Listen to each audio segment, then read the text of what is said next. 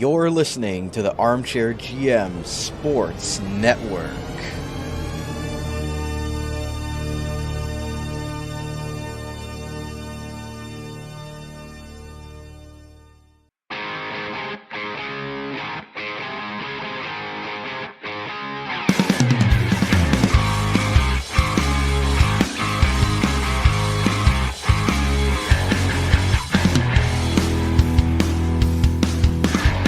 This is Rod Mahood, your in-game voice of the Niagara IceDogs, and you're listening to the Dog Pound Podcast on the Armchair GM Sports Network, your podcast source for all game analysis, team interviews, and up-to-date news regarding the Niagara IceDogs. Perlini! Overtime! IceDogs win! Hosing! Score! To Akil Thomas. Thomas has the angle coming in. He scores! 52.1 seconds to go. Do you love it, Niagara? Welcome into another episode of the Dog Pound Podcast right here on the Armchair GM Sports Network. Proudly brought to you by Global Pet Foods, where pets are undeniably part of the family. Visit any four of their great Niagara region locations. The official show sponsor of the Dog Pound Podcast is Global Pet Foods. Guys, thank you for tuning in today in on-demand audio and as well on the YouTube side of things in video. And if you're enjoying the video version of the podcast, make sure to hit like, hit subscribe, smash that bell for all updates on video versions of our podcast that get released here on the network. And to those listening today in audio, thank you very much for doing that as well. Make sure you're following the podcast on X at Dog Pound Podcast. And we are available on Facebook, Instagram, TikTok, all the social media accounts that you enjoy. As always, I'm the host of the program. My name is Brandon Caputo. You can follow me at bcaputo_AGM, and I'm pleased to be joined on my right, on the video version of the podcast. There we go. There's Cam. You can follow him on X at No Sleeves Gaming. We are here for our monthly wrap-up show that we're going to be doing every single month here on the podcast and the video version. If you guys have been enjoying the game recaps after every home game, and if you didn't know that we were doing those, Cam and I, after every single home game, live from the Meridian Center, will be recording a game recap, going over the games with post-game, goal highlights, and everything that you need to know about the game that was that night. And those will be available every single game, home game in audio. So with that said, today we're going to go over, we got a lot to talk about. We got the first month of the season for the IceDogs. We're going to go over standings, player stats, the results. We got some fan polls as well, and then we've got our three segments that are going to be happening here every single month. So we've got our leadership lounge with three of the rotating out of the six assistant captains. We've got Zak Lavoie, Kevin He, and Gavin Bryant on this episode. We've also got Inside the Coaches Room with Ryan Kuwabara talking about the team's performance over the first month. And we've also got our monthly maintenance segment with General Manager Wes Consorti talking and giving his thoughts on the team's performance so far. So, Cam, with that said, generally, let's just jump into it. First month of the season for the IceDogs. You know, if you were to tell me that they would be in a playoff spot after the first month of the season, after what we've been through with this team over the last, 3 or 4 years, currently sitting 3-4-4-1 in the 12 games, good enough for 7th place in the Eastern Conference. Absolutely love it. Again, as a season ticket holder last year and a fan, I pretty stunned. Obviously it's pretty surprising that that they're here, that they're this stage. At this stage of the season, they're it was exactly what we said going to training camp. Just don't lose the season by November. Right. And my goodness, the battle back in this team is just incredible. Like I would love to know the number of games in which they got a point in which they were losing in the third period. It's got to be, off the top of my head, like the win against Kingston, obviously notwithstanding that was a 4-0 shutout. But other than that, man, I don't know if there was more than two in which they got a point and they weren't trailing in the third. So just shout out to them and the coaching staff and the management for the drastic changes this year. Last year we talked about it, the amount of turnover just constantly in an effort to try and, put a winning product on the ice so that they can improve their bid for the Memorial Cup. I think that's what it looked like, and that's kind of what played out. But it just never allowed anyone to get any cohesiveness. much different this time. They made a few trades early on in the season, and I'd love to go back through those maybe on another episode or later on this one, just and see how they turned out, because it's just gone really well, and now we're starting to see hit their stride. I mean, 2-0-2. 2-0-3, I guess, if you include the shootout loss and overtime loss. He's separated in the OHL, but 2-0-2-1 in the last 5. Awesome. Just really, really impressed with what they've done so far. Yeah, and the fight back, like you mentioned, I believe it's 6 third period comebacks where they've able to earn a point. They did it again over the weekend in that 3-3, their first 3-3 of the season. Peterborough at home, the OT loss there. The win against Windsor, where they were down in the third period by multiple goals, came back. Gavin Bryant finally getting the IceDogs the overtime victory in that one.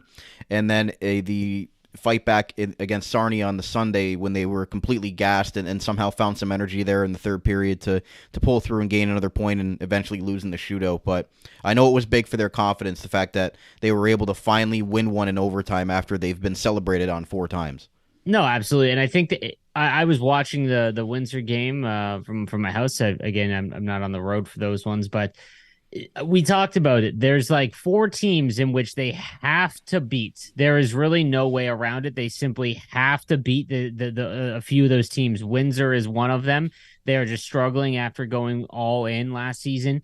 And the IceDogs team, they're going to have their struggles against, Kitchener. We saw it, even London, the top end teams, even though London's starting to, they're sliding a little bit right now, but the ones in the bottom, whether it be Erie, Saginaw, or Windsor. Saginaw is kind of a surprising one too, but those teams that are struggling, they've got to win. And when they got down, it was like, man, every game has felt like a playoff game, whether you're at home or they seem to play better on the road. I don't know if it's just a relaxed thing, but even watching their game, it feels less. I don't want to say nervous. It's just, I think the crowd is nervous. Like it feels like every game is a playoff game because they know every point is so important because they can't go on a long losing streak. They just don't have the horses yet. But what a great job in Windsor. Just really impressive. And again, you can say that, that was right now the worst team in the OHL, but they were losing to them and they had to go get the job done and they got the job done. So just a really, really good job by them. And I continue to be impressed about the third period comebacks. Just crazy. And going over the results, I mean, the last time that they didn't pick up a point in a game was October 18th at that home game against the Kitchener Rangers, where Kitchener got 2 empty netters and won the game 7-4. They kept coming back in that one. Yep. That was the last time they didn't pick up points. So they've only not picked up points in, I believe, with the Mississauga, the 2 losses against London in the Mississauga game, which was the first 3 to start the season. Yeah, which was a 1-0 game with an empty netter when Ryerson Leanders just played incredible. And the home and home against London, which first one was a 2-1 loss, and then the second game back in Niagara, it was a 3-2 game, and London got 2 power play goals and put it away. But I've been pretty impressed with the fight back, and we'll talk to head coach Ryan Kuwabara and GM Wes Consorti about that later on today in our episode. But the fact that they've been able to continuously pick up points in almost all of the last 9 games, excluding the Kitchener game in between there, compared to where the team was last year, and again, yes, it does need to end up translating to wins, but the resiliency of this team, and as you can see in the thumbnail, these dogs have bite, and they are playing like that continuously. There's a few good stories which we'll get into with our fan polls, but from top to bottom, it just has a different feel about it this year, and we're frustrated that they're not picking up the wins, but they're not getting blown out by 6 or 7 goals every single game, and we'd have a different type of frustration if that was the case. Oh, 100%. Yeah, like there's I believe in our last episode where the overtime loss at home, it's tough, because they play so well and they're just losing those points, and it seems to be at home quite often. But you can't fault them for being in a playoff spot for the first month of the season, and that's huge. I think that's the goal. Get them into whether it be 7th or 8th in the Eastern Conference, find a way, get into that playoff spot, get some of these. There's 4 16-year-olds that have regularly been in the lineup. 3 of them have been full timers, which is just crazy that they're, able to still battle back with that, with how many young players they have. It's still a building block season, but you just can't let the season get away. I think 7th and 8th in the Eastern Conference is a realistic goal, which, 3 months ago would have been pretty crazy if you were to ask, any fan just after the last couple seasons. But no, I've got a lot more confidence in the team and the coaching staff and management. Again, just as a fan, purely as a fan. And I'm happy that it's starting to look brighter days are ahead, because a lot of these games, they're outplaying their opponents. There's been a couple, but like that Mississauga, I go back to that one, that third game of the season. Mississauga is now currently in first place in the OHL, and Niagara dominated from start to finish. Like it was all Ryerson leaners in that, and they weren't able to get the points. But as they grow and get a little bit older and get a little more confidence, again with Rubric and Zada, and we've done all this, and Kevin hasn't even found his stride. Yep. And once that all clicks, man, like you're going to start to see a lot of these OTLs just become straight up regulation wins. So I'm excited. The season keeps going, and I'm just happy that the boys have put on a performance, because and they're being rewarded for it. We'll go into the player stats real quick, Cam, and got it up on the video version of the podcast if you're watching on YouTube. Matthew Paris leading the way, 12 points in the 12 games. He had that 5-point effort over the weekend in Windsor. Alex Asadorian with 9 points in 12 games, and Gavin Bryant with 8 points in 11 games, including that overtime winner. And we were worried about him. He left one of the games earlier in the week or a couple weeks ago, and we were wondering if that was going to be some sort of injury, but he was okay. Nothing wrong there with Gavin Bryant, luckily, because like we mentioned, if they were to lose, one of their leaders, it would be hard to overcome, but they've done a good job so far. So what sticks out to you, Cam, both the player stats so far for the IceDogs? Well, first, that 4 of the top 5 in scoring for the team. Oh, sorry, 3 of the top 4. My apologies. Were all trades made this year. So they made trades, again, not many of them in comparison to last year, but Matthew Paris, Mike Levin, and Gavin Bryant weren't on the team last year. They made trades in the offseason, and those are 1, 3, and 4 in team scoring. Alex Asadorian has finally started to come alive a little bit, because I think he struggled at the beginning. Again, there was that weird section of like 3 or 4 games where we talked about it on the podcast, on the game recaps, where when Podolo moved up to start first line center, which was deserved at the time and has looked like it belongs. Asadorian fell down to the third line because Gavin Bryant was on the second. And it didn't look like he was clicking, even though he's a guy that's just, his motor's always running. And he's finally starting to get going a little bit there. But then you got Podolo, who's got 7 points in 12 games so far. He is still by far the most impressive player year over year for this team. I mean, his career high is 14 points in 21-22 with North Bay, and he's halfway there in 12 games, right? On also Matthew Paris coming into the season, I believe a career 8 points in his career in 48 games coming into the season. He's got 12 and 12. So that's a trait. Now, obviously, that's driven by a lot of that 5-point night, but that just goes to show you that the trades that were made have at least paid off. And throughout the lineup, I think like the biggest surprise so far is that the guys that carried the team last year, and I say carry, they were 11-win team, but like they were the only line that looked like it belonged in the OHL essentially. As the season wore on, was Lavoie and Kevin.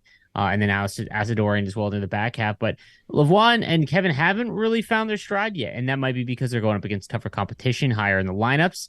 It might just be that they're snake bitten. I know in overtime, there's been a couple of chances that both of them have had opportunities to get more points and more wins. But overtime is such a crapshoot, right? So I think that's all been I think that will correct itself. I mean, the crazy stat, in my opinion, is that Matthew Paris is a +10. Which is crazy, and again driven a lot by that 5-point night. Bronson Ride at a +8, and a plus minus is always going to be a little subjective, but when you think about the other guys, like they're around 1 or 0, in terms of plus minus. So I just I want to keep seeing some improvement. I want to see Kevin and Zach. They're both great goal scorers. They've got 9 goals and 2 assists combined, right? So I think maybe because they're both shooters, we've talked about this, like split them up. I'm not really sure, but they're playing well right now, so don't change anything, obviously. And then on the back end, we haven't seen a lot of offense from the back end, which is expected, I think, because they're so young, but they've done a great job playing defensively. Like Frolov, quietly, like as a 16-year-old, looks like an OHL defenseman. Podrakar, who was kind of the standout in the preseason, has done great. Wysick, if it wasn't for Podolou, is definitely the best year-over-year improving player because he is just, it's not just defensively with Wysick. Like there's a offensive flair that he shows every once in a while. You'll get a rush or you'll get an offensive, cycle, something, and he'll whip it out. And he's usually, pretty impressive. He had that highlight reel goal that made OHL or the CHL.com on top plays of the night. So excited to see how it goes. And then you got Ryan Rubrick, second overall pick. You heard Coach Kuwabara in the beginning of the season. We need them to be players now. 7 points in 12 games. Great job. Also leading the league in rookie shooting. He's got 39 shots on goal. The next closest is 30, and he's only got 4 goals. So they're coming. Yeah, I mean, and him and Ethan Zada, Ryan Rubrick, that is. They're gone to that Hockey Canada Challenge out east for a week or two, so we'll kind of see how the lineups go with that because they've already left. So what's your guess on that? Like just I mean, like Stewart, I would just say Stewart and Galyanov get in the lineup. I mean, that's yes. So what would be your shakeup? Do you think? I think maybe Paris gets moved up because he's been playing on the fourth line. Yeah. Do you think the first line gets changed at all? Do they separate it a little bit to try and? They might. I think they will make some changes in the next couple of weeks just because of losing Zada and Robrick because you've got 2 holes there on the left wing of the second and the third line or the whatever if they start the Robrick line or not. But I would just assume that possibly Galyanov and Stewart get in the lineup. That would be a given, and then possibly like O'Flaherty and Paris get moved up the lineup. I think Paris has earned that, obviously, with his 5-point night to move higher up the lineup. Maybe he gets slotted into a center spot and they move somebody else to the wing, or they just move him to the wing for the next couple of weeks. But that would be my guess on how that would work if they move Paris up the line 2, move O'Flaherty up the line 3, and then get Galyanov and Stewart playing with Klein on the fourth line. No, I agree with that. It's funny because Paris and Levin have been kind of like the quiet pieces that we don't really talk a ton about throughout the lineup, just because, partly because like he and Kevin and Lavoie have been here. Podolou was here last year, right? And that plays into it. And Paris and Levin came in it was like halfway through training camp, right? Like it was the trades with London.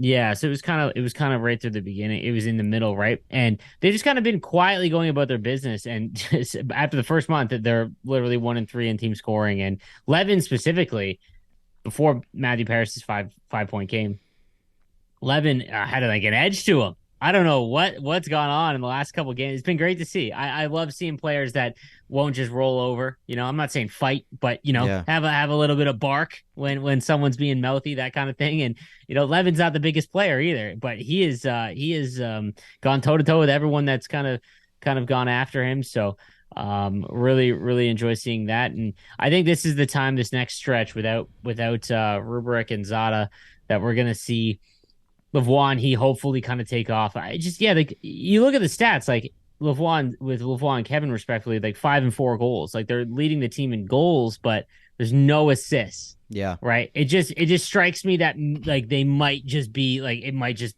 be tough because they're both shooters. Right. I also think, which we'll get into when we talk to them coming up here, the leadership part of it. I think they're really trying to take a step as being leaders on the team, and maybe that's affecting their performance with Kevin and Zach because they're so focused on the team itself.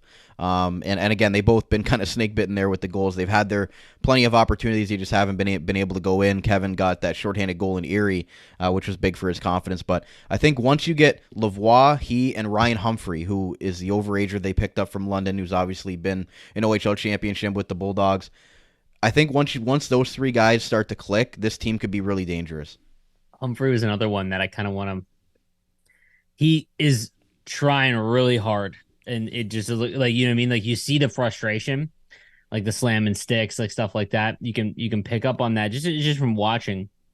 And he's someone that I would like to see maybe, again, if there's a lineup shakeup, let him go on the first line for a little bit. Like just, he plays almost he's almost the hardest playing forward. I mean, Bryant has a pretty big edge to him, and Federico on the back end, right? But Humphrey's got that edge, and I haven't even really seen that much. No. Right? I think he might be focusing on the points too much, like on the moves. There's a lot of times where I see him try and do 1v2s and things like that, and maybe just put him on a line where he can get his assists and things like that with Lavoie or Kevin. So we'll have to see. It'll be interesting. But congrats again to Rubric and Sada. They've done fantastic, and they've really earned the opportunity that they've got out with Hockey Canada. Yeah, absolutely, and hopefully they do come back with a little bit, maybe a little bit more motivation, putting on that Hockey Canada jersey, and just continuing on with their great rookie seasons, which we'll ask Coach Kuwabara about later. But yeah, Humphrey. Lastly, before we move on to Leadership Lounge, this is a guy that he's capable of putting up points. He's capable of playing on top lines. He did it in London. He did it with the Bulldogs.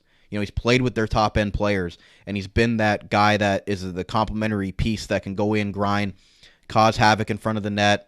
Just be that pesky forward on one of those lines with those skilled players, the goal scorer and the playmaker. And we've seen him be so successful with that, with his time in the OHL and now as an overager. I'd love to see him get a bigger opportunity, and he's just fighting it a little bit. He missed a couple of empty netters to finally get on the board there, and it's just one of those things he's got to battle through. But he's a pro. He's been in this league for a long time, so I have no doubts that Ryan Humphrey is going to get through this, and he's going to be a valuable part of this team. 100%. So with that said, we're going to get to our first segment today, and that will be the Leadership Lounge, brought to you by the Niagara Golf Lounge, Niagara's home for golf and sport all year round, located in the Best Western Cairncroft Hotel in Niagara Falls. Visit NiagaraGolfVacations.com to learn more, to host an event, or to book your golf bay today. So here are three of the assistant captains for the Niagara IceDogs: Zak Lavoie, Kevin He, and Gavin Bryant, respectively. Back in the Leadership Lounge with IceDogs assistant captain Zak Lavoie. Zak, first month of the season, you guys are hovering around that 500 mark. You picked up a couple big wins as of late, and you've actually picked up a fair amount of points in the last 8 games or so. Just from when we talked to you in the summertime there, and you talked about culture being the biggest thing, about the buy-in and what Coach Kuwabara and the coaching staff wants from you guys. How pleased are you with the development of this team so far through the first month? I'm very happy. I think the team as a whole is really bought in, and compared to last year, I think the guys are more dialed and they want to be here. And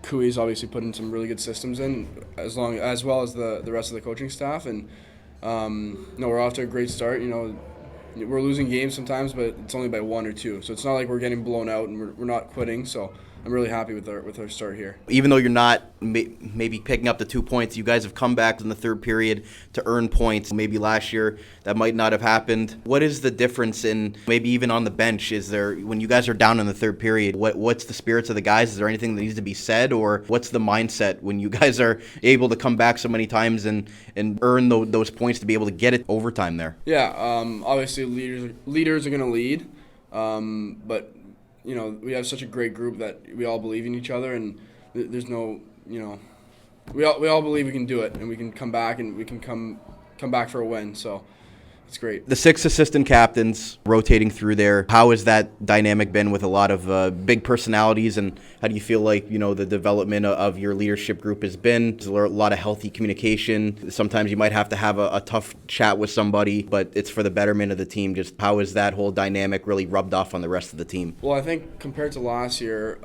they're coming into this year, we wanted more leaders to be able to really change the culture and not put it all on one guy. And I think that's what the staff wanted and obviously implemented, and that's just the way it's been this year. For you personally, I know you want to pot a few more goals in, but are you really taking a step in making sure that your 200-foot game is better, and making sure that you're being a quality leader on and off the ice, and making sure that you're still having a positive attitude despite maybe not having the numbers that you're expecting of yourself, and still not having that rub off on the rest of the team? Yeah, for sure. I mean, first things first, I'm a leader on this team, and I gotta lead, and points will come. It's not like I'm playing terrible hockey. I'm generating stuff, and obviously, like you said, I'm playing a 200-foot game, so points will come. It's just a matter of time, and I'm fine. For the IceDog fans out there, what's maybe one player that is flying under the radar you really think has taken a big step in their development, maybe what you've seen in practice or just from little snapshots in games that might not get caught on TV? What's one player that you think is really taking a step in this first month of the season? Matthew Paris. Obviously yesterday with the 5-point night was pretty special for him. But no, he's been lights out. He's flying under the radar, and I'm proud of him. And lastly, just having Ben Boudreau and Ryan Kuwabara and Brandon Shaw, like how has the coaching staff been for you guys this year about knowing exactly what is expected of you guys, making sure that they get that message across, and how is that message being relayed, and how is it how are the guys responding to that message in the room? Well, first things first is they're all elite coaches, and they all know the game of hockey really well, and all the guys really like him, and so it's easy to buy in, right? Like when you like your coach, it's just like you put your trust in him, and you go out there and play your heart out. Here with IceDogs assistant captain Gavin Bryant. Gavin, you guys are about a month into the season now. Just talk about general thoughts on your play and how the team's been going here. Obviously, you guys have come back from a lot of games in the third period, picking up points, just continuing to have that dog mentality and never give up attitude, that resilience. So how pleased are you with the way things are going so far, even though you're not picking up maybe the wins that you'd like? Yeah, the biggest thing, guys are working hard, and guys are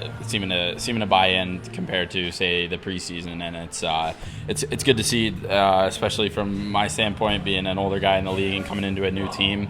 It's good for the guys to keep buying into the coaches' messages, coaches' systems, and whatnot. And no, that's been good in that regard. But me personally, I think just on a personal note, just staying consistent throughout the year, being a leader for these young guys, just getting them to soak in anything I can give them, and back to the team, it's been pretty good so far. And it seems like they put the coaching staff trusts you and puts you out there in any sort of face-off situation. You go out there, take big key draws, offensive, defensive. Is that something that you take pride in, that you really try to work on, is being able to get that puck possession, and it's so important as a centerman? Yeah, for sure. I mean, getting possession in at any dot in the zone is huge. When you start with possession, that's big for the team. And no, I take a lot of pride in it, especially in the defensive zone. It's big for me for sure, being a kind of defensive player first. So no, it's definitely really important for me. We talked to you in training camp when you had just gotten here about a week prior, and you got such an outwardly personality, and you're a natural leader. So maybe how long did it take you to really start to fit in here and start to become a leader on this team, even though you were sort of the new guy? And how do you find that sort of balance, and how did you work through that and to get to where you are now with this team? The guys make it easy. You know what? They make it really easy. The coaching staff makes it easy. It's a really good group, and I didn't have to do much coming in other than just be myself and play the game how I played it the last couple of years I've been in this league. And but again, they've made it pretty easy for me so far. What has Coach Kuwabara wanted for you guys as far as the system, instilling what he wants you guys, how he wants you guys to play? The assistant coach is Ben Boudreau, obviously with pro experience, and Brandon Shaw. Just how have they kind of made that transition and making sure that you guys know exactly what they want from you and how you guys are going to implement it on the ice when you go out there?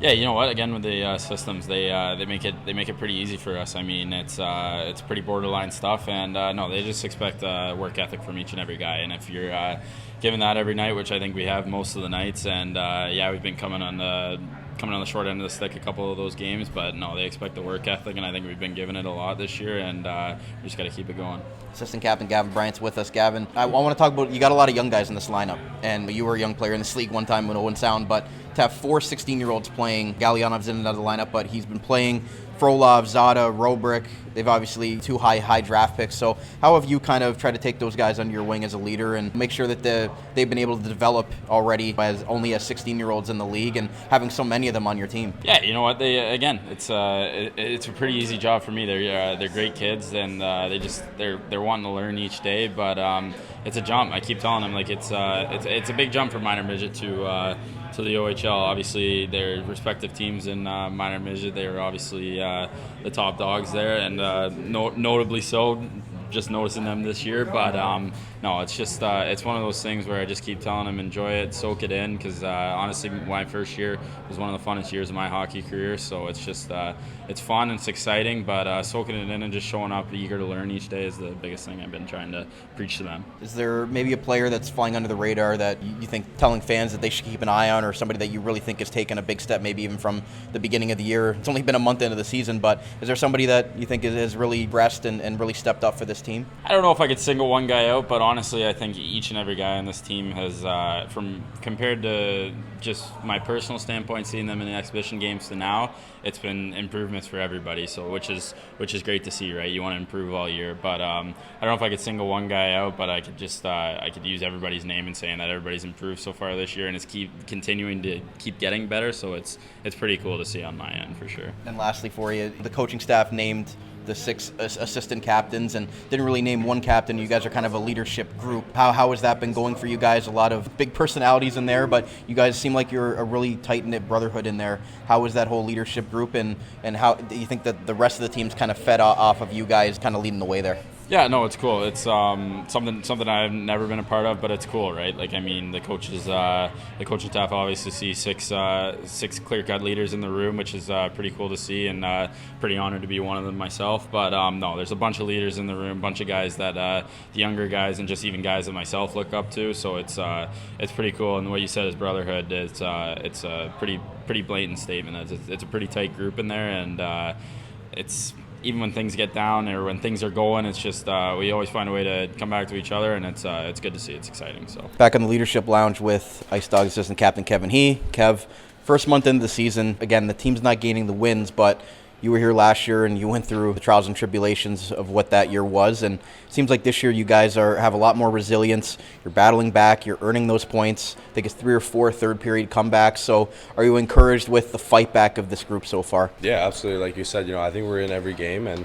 a lot of comebacks, and I think us as a group, we've been doing pretty well so far. How do you feel about your play? Getting that goal in Erie was big for your confidence.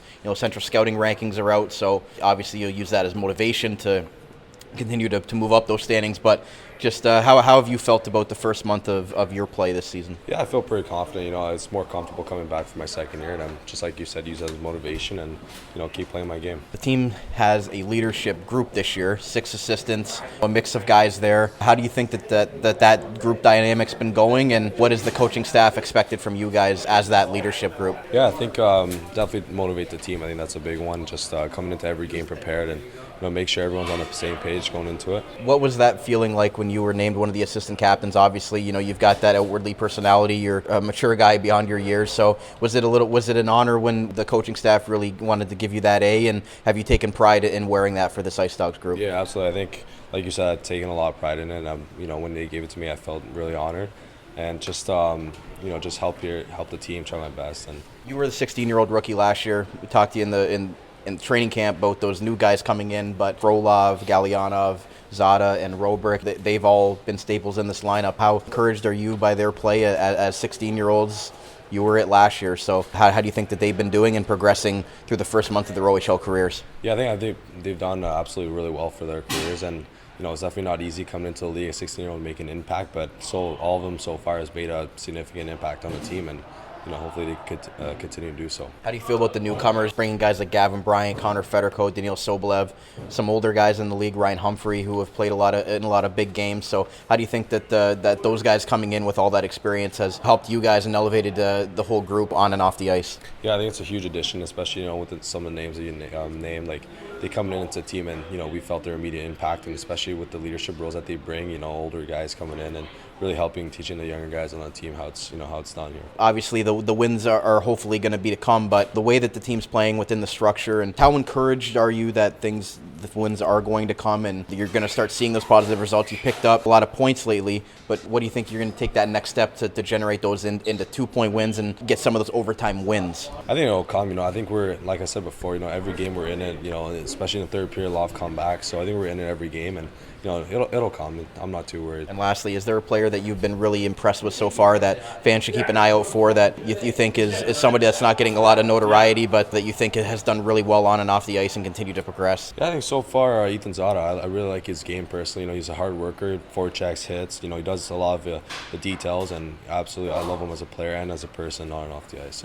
In the Niagara region, Global Pet Foods is your destination for premium pet nutrition and caring expertise. Whether you've welcomed a new furry family member or need advice on top quality nutrition, their dedicated staff is ready to help. Discover why Global Pet Foods' lesser-known premium brands outshine the big corporate names. Their team's passion ensures your pet's health and vitality. check out one of their locations today. 3643 Portage Road in Niagara Falls, 160 Highway 20 in Font Hill, or 400 Scott Street and 344 Glendale Avenue in St. Catharines. Global Pet Foods, where premium brands and caring staff make the difference. Niagara Golf Lounge features 2 state-of-the-art indoor golf simulators, allowing you to play some of the world's best courses all year round.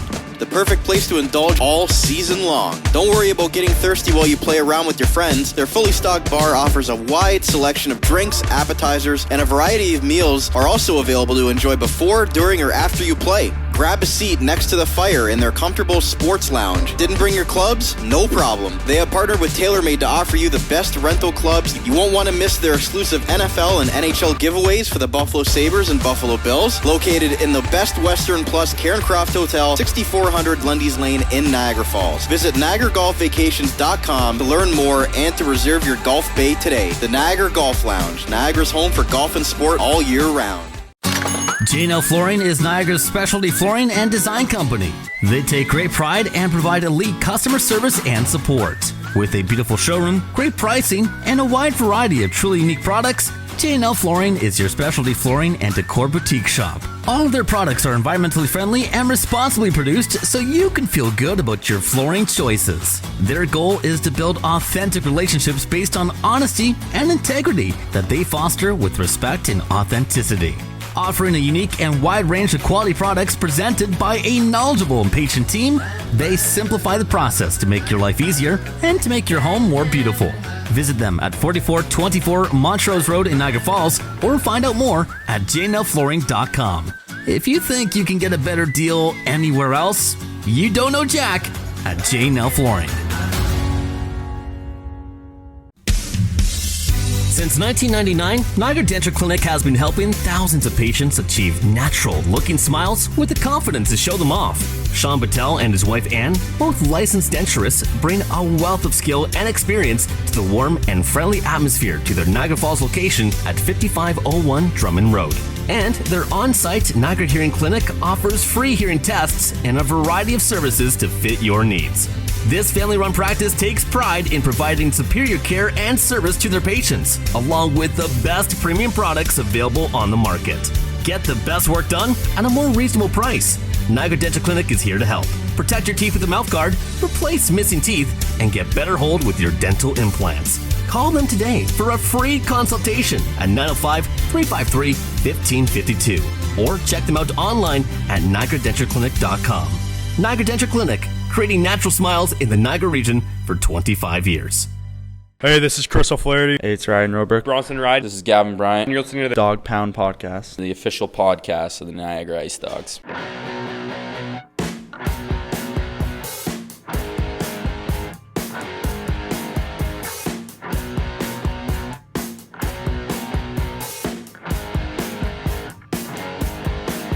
Welcome back to part 2 of today's Dog Pound podcast and our monthly wrap-up for October 2023 right here on the Armchair GM Sports Network. The Dog Pound podcast is proudly brought to you by Global Pet Foods, where pets are undeniably part of the family. Visit any 4 of the great Niagara region locations. Global Pet Foods.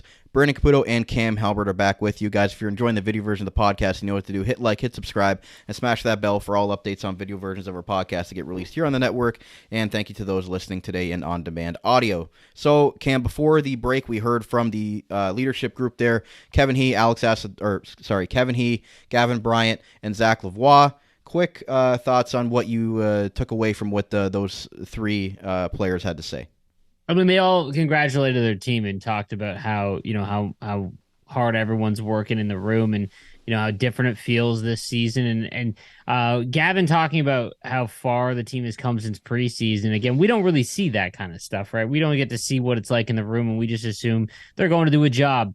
But in the talking to him about, how far they've come since the preseason and where they're at now, really, really like to hear that, especially after last season and what happened, off ice and things like that. But it's good that they're starting to build a really good culture of just, good leadership involved in there. And the six assistant captains, obviously very obscure. right? But I don't think it was an incorrect move. Again, you're coming off of a pretty tumultuous season, and there isn't really that like standout. There was a lot of players that were coming from different teams and things like that. And even Kevin is so young, right? Like yeah, last year was his rookie season.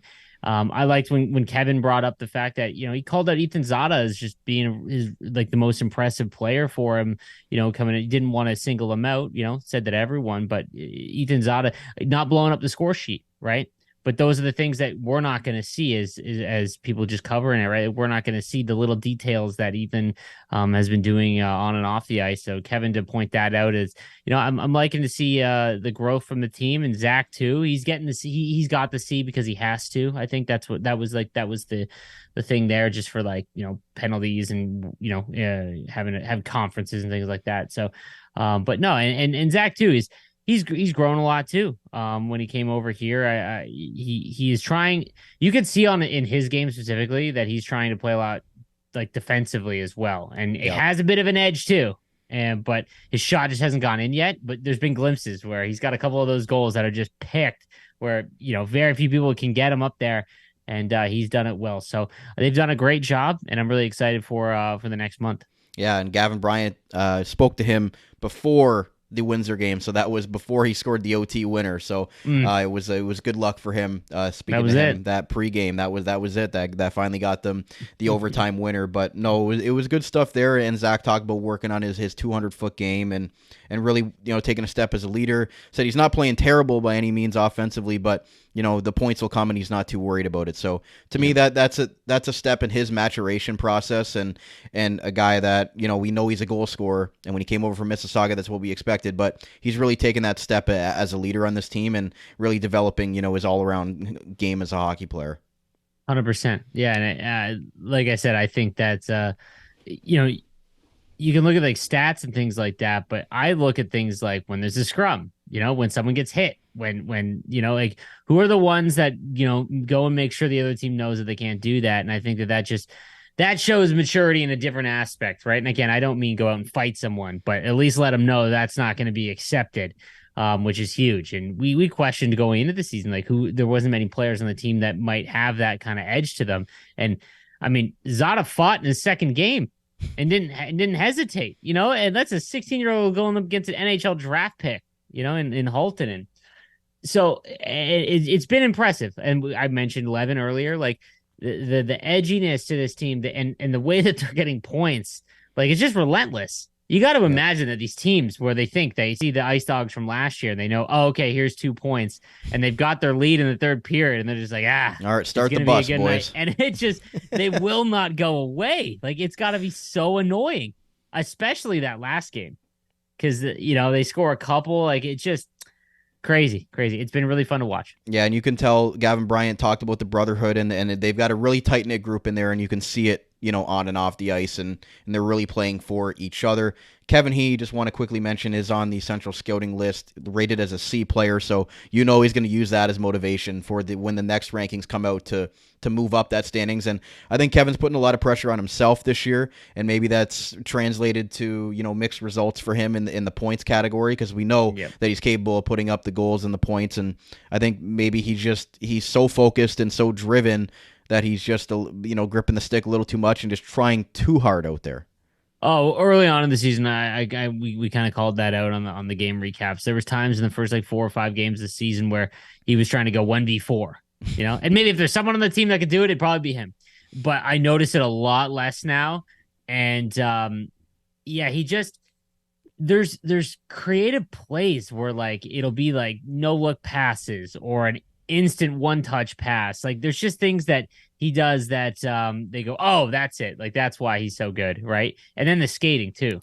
Like when he loses a puck or if there's a breakout and he's on the ice, like he gets back and he's just harassing whoever has the puck on the way back, and that's a huge bonus of him in his game. I've got no doubt that he's going to be in the NHL. It's going to be exciting. It's going to be exciting watching his draft stock rise this year. Yep, I think he's going to move up from that C ranking if I was a betting man. So Great stuff there from the Leadership Lounge. We're going to go on to our next segment today, and that is Inside the Coaches Room with IceDogs head coach Ryan Kuwabara, and that's brought to you by the Niagara Employment Help Center, helping people find work in Niagara since 1983. Check out their up-to-date job board at ehc.on.ca to find your next work opportunity today at the Niagara Employment Help Center. Here is IceDogs head coach Ryan Kuwabara wrapping up the 3-3 over the weekend and just general thoughts on the first month of the season. Back with IceDogs head coach Ryan Kuwabara. Coach, the last 9 games, you've earned 11 points out of a possible 18, and the fight back of this team is something that I think resiliency is something that would come to mind in the first month of the season. Just how proud are you of how far the team's come in this first month of the season compared to where they were last year? Yeah, for sure. You know what? We got a good group in there that cares about each other, that wants to work hard for each other, that want to win. And, definitely, we would have liked to maybe get some more points there, but, to come into the season not knowing exactly what we had and to see what's developing is really, really encouraging. And from what you've seen in the first month, a lot of players that you didn't expect emerging. Matthew Paris has had a couple of big games. Mike Levin shipped in offensively.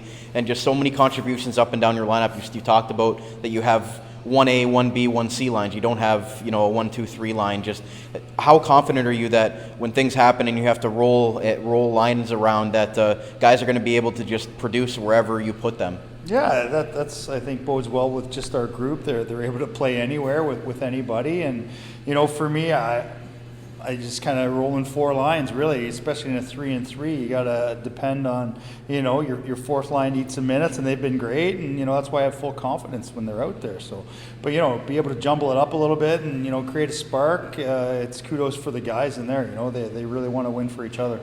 And Flores and Vandenberg, other than maybe one game each, I mean, they've kept you guys in most of these games and been one of your best players in all of them. So can you just speak about what Vandenberg and Flores, how much confidence they've given you guys back there all throughout the first month of this season? Yeah, any stability you can get when you get good goalies in the net there is going to definitely bode well for you, because the guys are confident, right? They're going to make the save at the right time, and then let us go play in the offensive zone, and we're getting the job done there. I wish we could do the same in the first period, maybe get up a few, but just to have them back there and playing solid is huge for us, because the messaging to them has always been just give us a chance to win.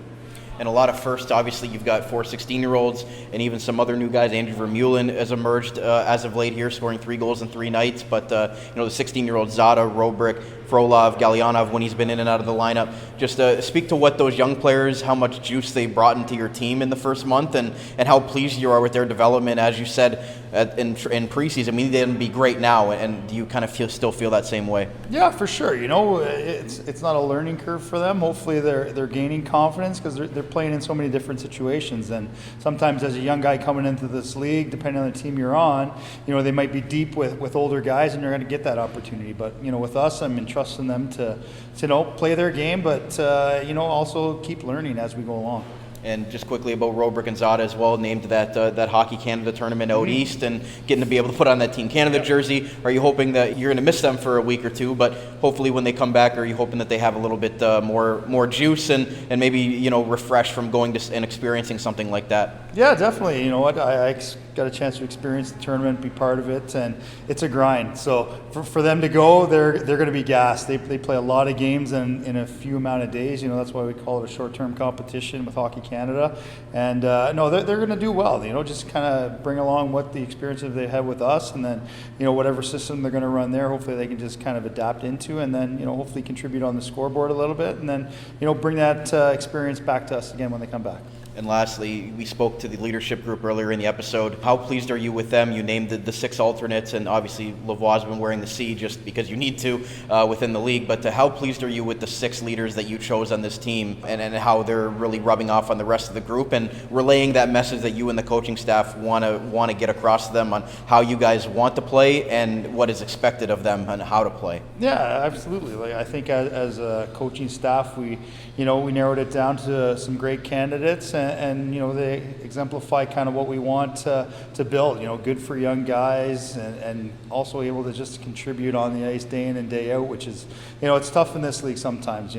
So that's why I'm glad we're able to have 4 lines. But I think our leadership group brings everybody together. There was IceDogs head coach Ryan Kuwabara on this month's installment of Inside the Coaches Room, brought to you by the Niagara Employment Help Center. Cam, thoughts about what Coach Kuwabara had to say?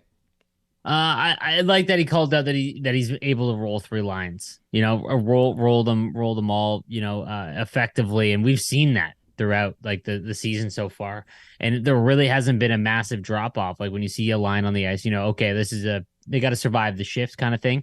None of that, like all lines. And maybe that's, we've done like all the roster tinkering and talked about it and whatnot. Maybe that's why we're in the media box and Coach Kuwabara is down there because he's balanced the lineup in such a way. Now things are going to get a little interesting now with no Zod and Rubric, but he balanced the lineup in such a way that every line has a chance to score offensively. And as the games go along, maybe not. It's so frustrating because the first like 10 minutes of every game, the IceDogs usually dominate, right? They just aren't able to get a bunch of goals, right? And kind of put it out of reach. But that being said, as the third periods go around, there's no lineup changes. Like they're not overloading a line. It's just rolling the same 3. And if the other team's got to do the same thing, and not every team has the balance throughout their entire lineup, they usually load the first or second line, and the IceDogs are starting to take advantage of that. It's been really fun and really cool to see kind of pop off like that, and I think that has a lot to do with the third line being as effective as the first and second line. I will say they almost haven't had to use the hero line, as you would say, a Chell word there, because Who would that be?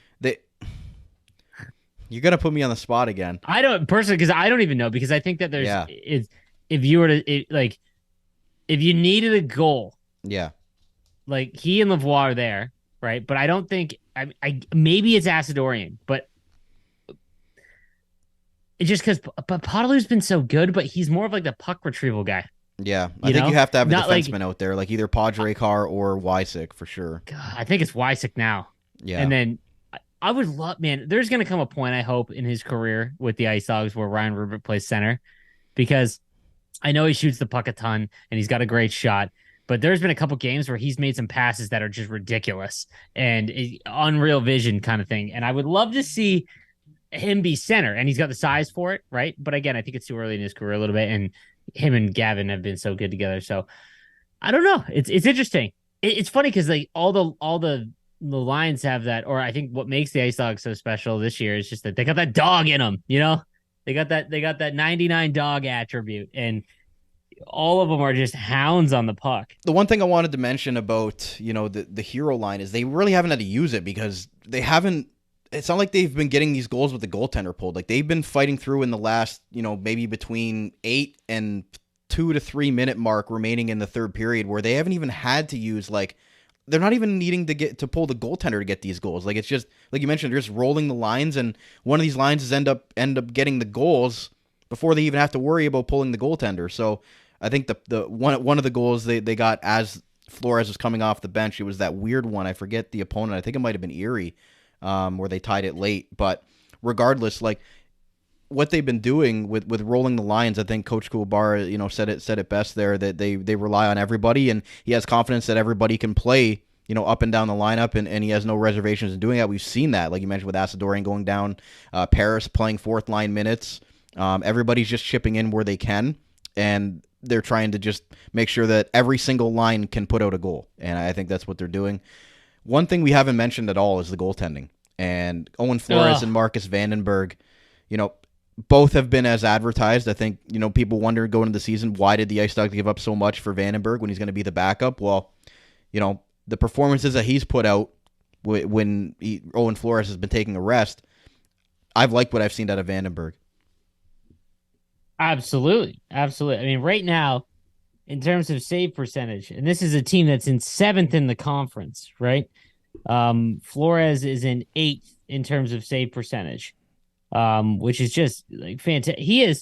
There has been games where he has just kept them in it the entire time, enough to give them a shot. And, that's massive. And what's crazy is that, when you go to Vandenberg too, the few times they have, it doesn't feel like you're like, there's games where they put the backup in. It's like, okay, it's a backup goalie game. Doesn't feel like that, and the IceDogs are in 14th place right now out of 20 teams. And you've got a goalie with a 910 save percentage. Like, that's impressive. And that goes to the defense as well. There's been a lot of times where, they've given up kind of the breakaway or the 2-on-1 that Flores has stopped, but they're really forcing things to the outside a lot of the time. And again, it just goes to show that they had great faith in Flores, and that was a trade last year they made. He wasn't on the team. I believe he got traded during training camp last year. Yeah, it was very early in the season he came over. And it was a weird one too, because they had Rosenzweig, and I believe, oh man, this is trying to draw my memory. They had another goalie that looked like to be, and he looked like he might be, a future starter, but it's a great job. And, both of them have been fantastic. We've talked about, the home game recaps, more often than not, they're the MVPs. Yeah, they are. And we finally starting to see, them face a lot of shots as of late. We talk about the IceDogs not really giving up, 40, 50 shots, but there's been a few instances where Flores has had to come up with a couple of big performances as of late, and he's done that. So I don't think you can ask much more from the goaltending, maybe one game each, as I asked, Coach Kuwabara, but I think they've been, all of that and then some of what they've expected from this goaltending duo, and I have no reservations that they have to step up in their game, because they're already playing, very, very well. So before we hit to our last segment of the day, let's quickly go over our Twitter polls here, Cam, and I'm going to pull them all up on the screen. Guys, make sure you're following us at Dog Pound Podcast, where we'll post some polls and some interactive fan stuff for you guys to have your voices heard. So the first poll is for the IceDogs player of... let me restart that. Which IceDogs player acquired via trade has been the biggest pleasant surprise so far? Matthew Paris, Mike Levin, Daniil Soblev, and Marcus Vandenberg.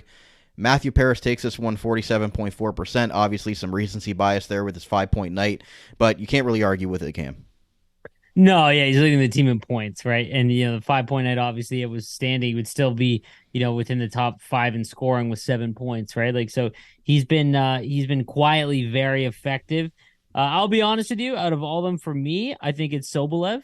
I think that Sobolev has been paired with 16-year-old Artem Frolov, and while they've had some times where it gets a little crazy in their own end, he is an extremely physical force back there and is punishing, but he's done a great job, again, kind of mentoring Frolov, and Frolov's become quite a good defenseman as well at 16 years old. Can't argue with Paris, though, or any of them, to be honest with you. Levin has had his moments, and so has Vandenberg. So, all 4 of these have been great.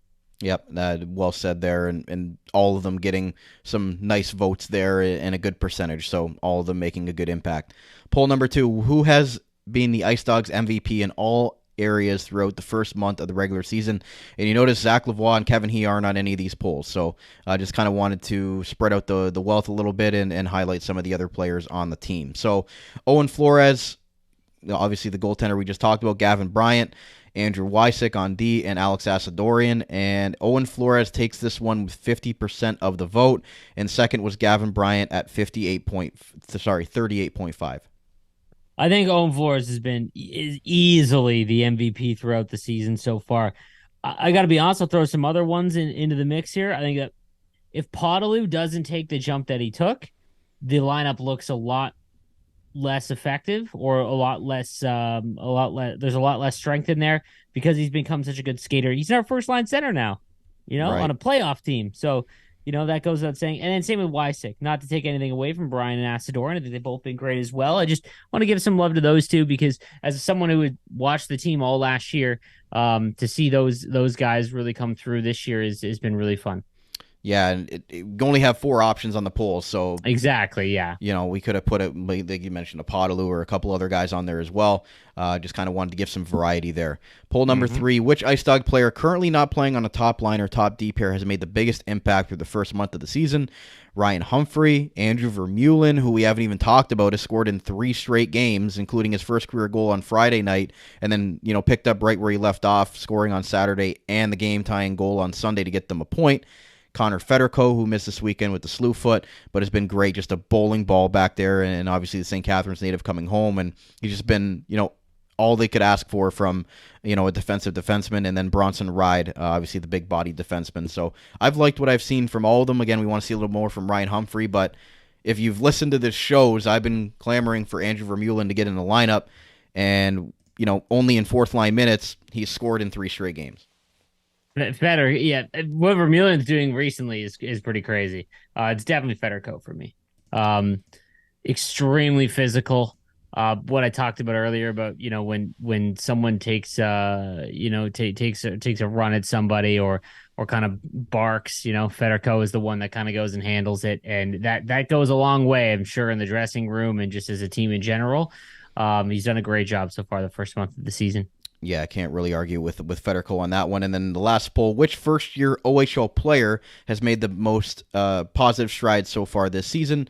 Ryan Robrek, Ethan Zada, Artem Frolov, all the 16-year-old rookies, and then Urban Podrekar coming over from Slovenia, who's obviously, shown flashes as well. But Ryan Robrek takes this poll handily and rightfully so. I mean, he should. He's the second overall pick in the OHL draft for a reason, 76%. But, all these guys, and you even mentioned it earlier, they've all looked the part. Zada's fought. He's really shown a good two-way game. The points aren't really there for him yet, and he's had a couple of posts and had some opportunity scores for his career goal. And then Artem Frolov has been so good back there as a 16-year-old playing defense. That is probably the hardest thing to do in this league. Oh no, Frolov, like, taking away like offensive side, what Frolov has done is extremely impressive. Podrekar's, it's funny because he's been we talked about this before about like a defenseman where you don't say their name is not a bad thing at all. I think Wysick had that for the first little while before he started showing some offensive flair. But Podrekar, he was someone you always noticed because of his offensive ability and just what he was doing in the offensive zone. Haven't really seen it as much recently, but also haven't seen him give up anything. So, again, I don't think that's a net negative. Ruberg has definitely been the most impactful first-year player, as he should be. And I think that the goals are coming in bunches. Like I will bet there will be a night where Ruberg has a hat trick at some point during the season, because there's been a bunch of games where he hits posts, bars, just misses. And again, he's leading the entire league in rookie shooting. So, but no, great job by all these guys so far this season. So we're going to get into our final segment of the day, and that will be our monthly maintenance segment with IceDogs General Manager Wes Consorti, and that's brought to you by Wild Bill's Auto Repair, helping customers stay safe and confident on the road in Niagara since 2012 in honor of the late William Robert Hunter. Wild Bill's Auto Repair. Here is IceDogs General Manager Wes Consorti on the team's performance in this first month of the season. Please be back on our monthly maintenance segment with IceDogs General Manager Wes Consorti, brought to you by Wild Bill's Auto Repair. Wes, thanks a lot for taking the time today. Through the first month of the season, with the plan that you guys had instilled in the offseason and what you had envisioned for this team, for them to be sitting in a playoff spot right now, 3-4-4 and 1 in their 12 games, obviously you want to see it translate to more wins, but you've got to be happy with the resilience and the fight back that you've seen so far from this team. Yeah, I mean, anytime you're in a playoff position is great. Our goal is to make the playoffs and do everything we can to get in there.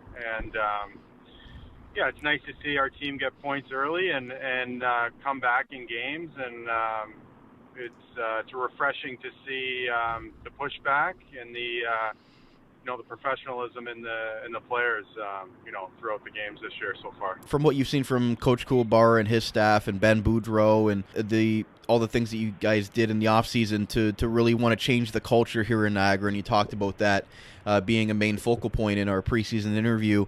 Just, are you pleased with the way that you're seeing the day-to-day operations with the players, the coaches, the interactions that they're having? Do you see like a difference already, and that's translating to positive results on the ice? Yeah, absolutely. Like, our guys, they want to come to the rink every day, and they love, our players love hanging out with each other. They love playing for each other. So it's a pretty tight-knit group, and it goes a long way when there's healthy competition within the lineup and respect between the players and the staff, and it's showing on the ice. And if you look at our 5-on-5 play, we're pretty tight, and that's coaching. And so everyone jumping over the boards knows where to go all the time and where to stand and how to react to different situations. So from a player's point of view, the interactions with the staff have been great, and it's just nice to see. This is the way it's supposed to be. Everyone's pulling weight, and we're starting to see some results. You've earned points in all but one game out of your last 9. So that includes 6 games where you were down in the third period during that span. Just watching the team play last year compared to this year, just being able to come back in games is not easy, especially on the road, and the team has been able to do that to earn points. Again, it's only translated to 1 overtime victory so far, but the fact that they're battling back in these games and able to pick up points in some hostile environments, or maybe when they're not playing their best, to be able to come back in the third period, just how much of that is what you're trying to build here, is what it means to be a Niagara Ice Dog and have that, dog mentality of they're going to be able to fight through this and make the best out of, what's going on in these games. Yeah, it's all about how desperate of a hockey player are you? When the chips are down, how desperate are you going to be for your teammates? How urgent are you going to play when your back's up against the wall? And that's character, right? So, we have character guys in our room, and they're pushing. They're pushing the bench, and they play desperate. And obviously we're no different than any other team. There's some things we need to clean up. It's you can't keep putting yourself in the situation to come back all the time, but the times that we have been down, we're just more desperate. And that's a great trait to have this early as a team, and that's the identity is starting to show, and it's just great to see that our guys are pulling for each other, and you can see it when there's an important shift or an important block or an important kill or a late goal. The guys are pumped and they're working for each other, so it's great to see. So speaking of individual players, I mean, you've got to be impressed with what Mike Levin and Matthew Paris have brought you. Really, 2 unknown quantities coming into the season about what they were going to be for this team. You acquired both of them in the offseason, but could you have imagined them putting up, the numbers that they have so far? Paris has got 12 points in 12 games. Levin scored 3 goals, has 8 points in the 12 games. So for those 2 guys specifically, just how pleased are you with the way that they've been able to develop under this coaching staff? Yeah, I mean, Levin is a goal scorer, and he's finding ways to get points and find the guys on the ice, and he's sneaky out there. So he's it's nice to see him in this environment produce and contribute, which is great. He's a high skilled guy. He's just a very skilled guy, and when he's in those situations, he's making the most of it. And Paris just plays properly, and playing properly goes a long way in any league. And he's definitely seeing the payoff. Being patient on the ice and picking his spots and just not cheating on the ice, just playing properly. So the weekend he had is pretty impressive. But at the same time, it's I think for Matthew, he's been waiting for an opportunity like this, and it's here. And he's taken full advantage of it. And again, it's nice to see the payoff for some of these guys. And again, they're quality people. So you play the right way, you act the right way, and things happen in a positive way. So it's just great to see so far. GM Wes Consorti is with us. You talk about the leadership group as well. Like, how pleased are you with the way that rotation's kind of worked out? Coach Kuwabara went with the 6 assistants, and they've been kind of rotating that through.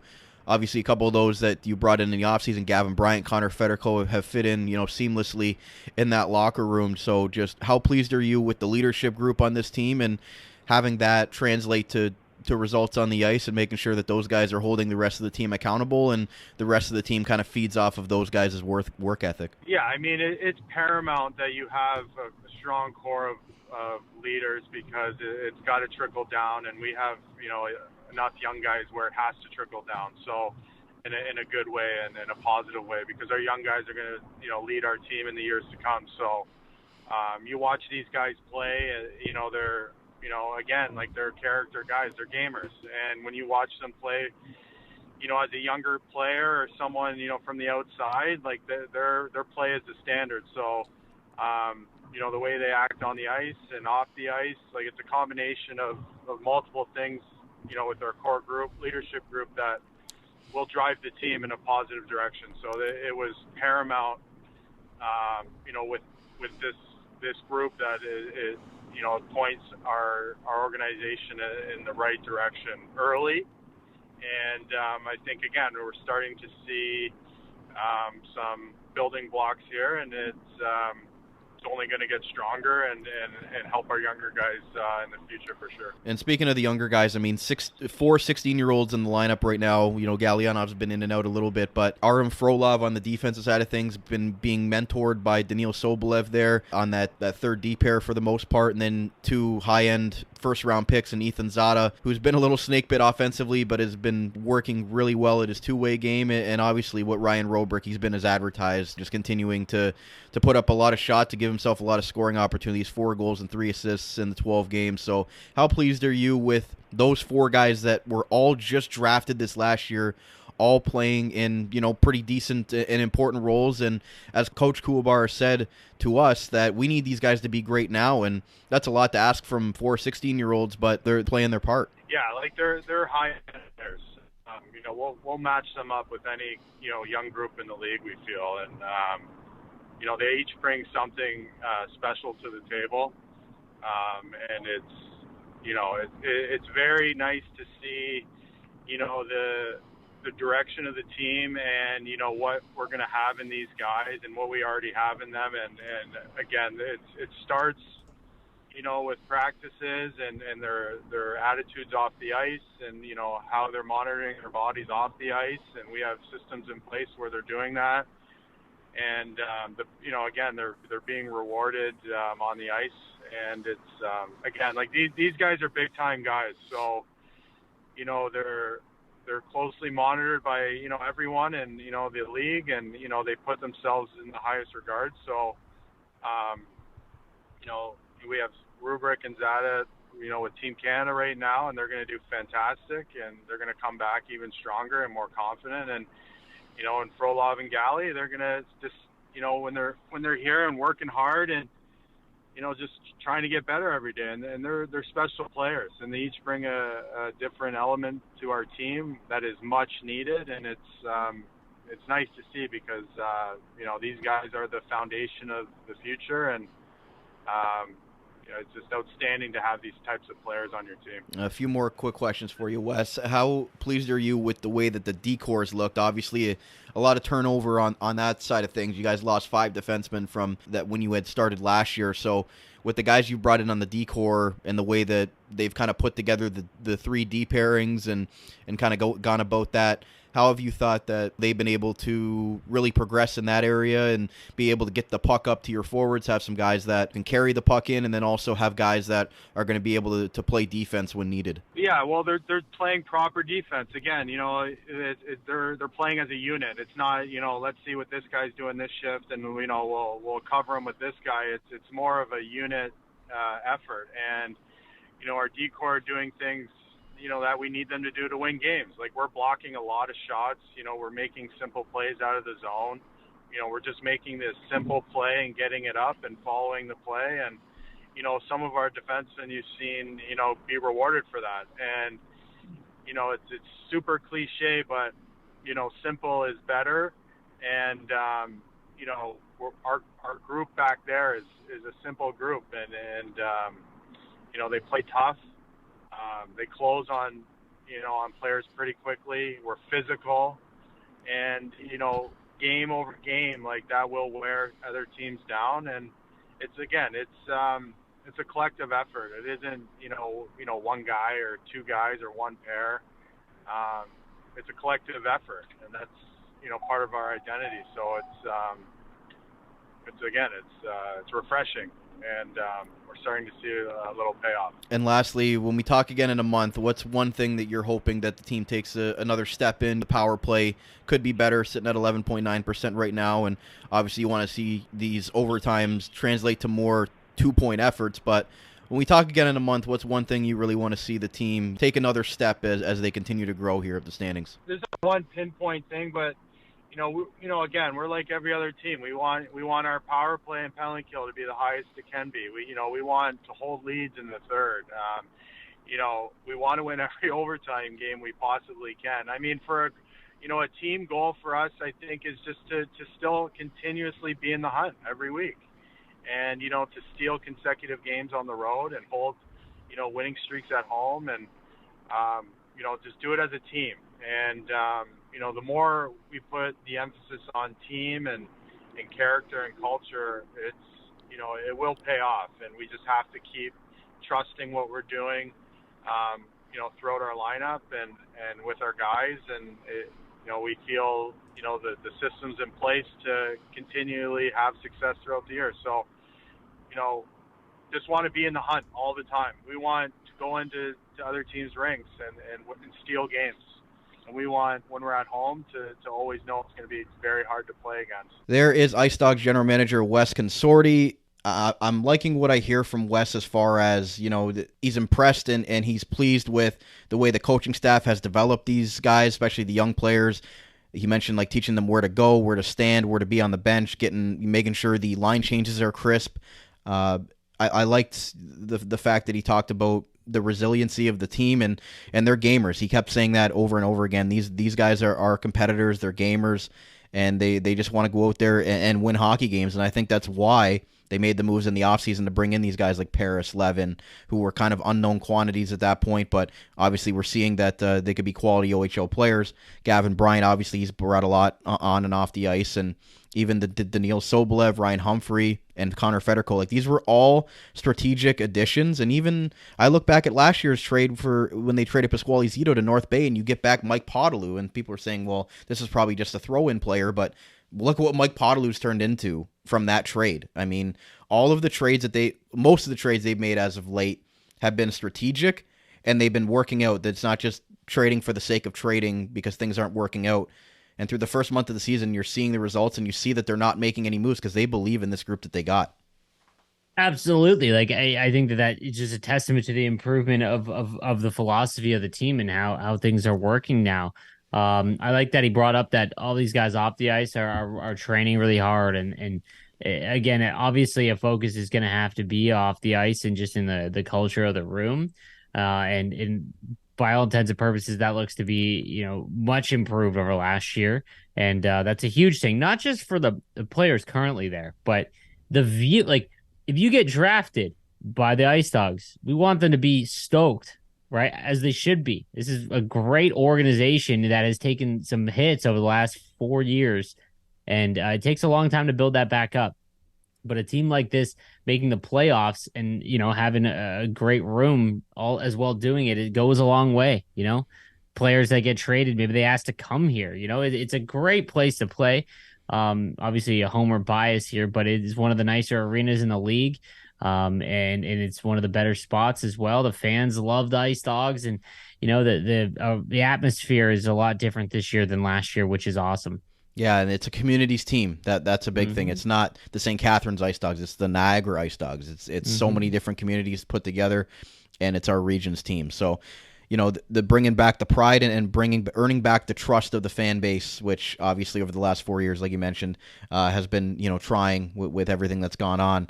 But again, from what we've seen the first month of the season, again, it's 1 month in the season. We're not going to get too far ahead of ourselves here, but the signs are that it's pointing in the right direction, and they're currently sitting in a playoff spot. So hopefully when we record this again at the end of November, they're continuing to make these constant strides and continuing to, just tread water here in the standings and continue to play, 500 hockey. That's basically all they need to do from here on out, and make sure that they're still picking up points, make sure that the players are still progressing, and that, it's still a cohesive unit. So, Cam, I'll give you final thoughts before we wrap up.